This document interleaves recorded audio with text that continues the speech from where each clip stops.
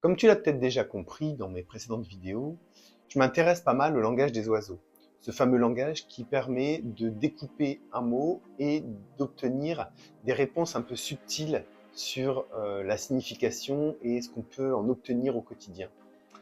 Eh bien, cette fois-ci, je me suis intéressé au mot moral. Est-ce que toi, tu te poses la question si tu as bon moral? Eh bien non, parce qu'en fait, la plupart du temps, quand on emploie ce mot, c'est qu'on n'a pas le moral.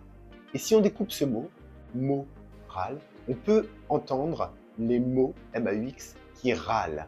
Et c'est assez cohérent, puisqu'en fait, quand on n'a pas le moral, ce sont les mots à l'intérieur qui râlent et qui nous font perdre notre joie, notre bonne humeur, et qui nuisent en fait à la vie en soi.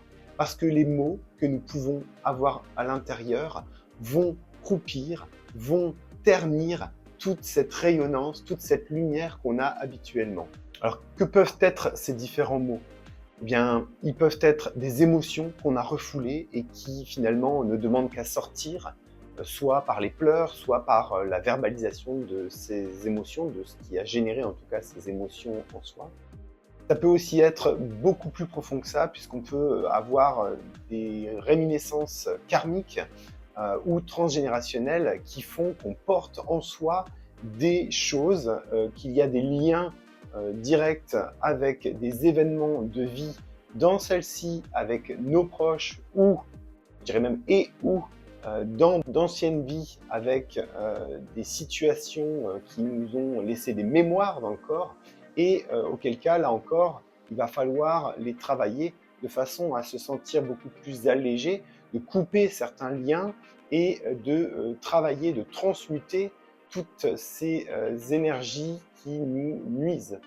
Pour conclure, quand tu sens que tu n'as pas trop le moral, eh bien, pose-toi la question, en tout cas pose la question à ton corps de ce qui génère ça, quel mal, donc quels sont les mots qui viennent râler et t'enfermer dans ce moral en berne.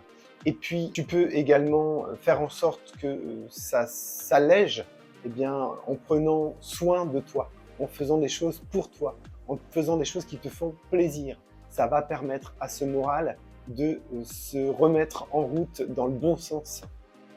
N'hésite pas à t'abonner pour davantage de contenu inspirant et surtout partage cette vidéo si tu penses qu'elle peut être utile à ceux qui n'ont pas le moral et qui se posent la question de pourquoi ça m'arrive.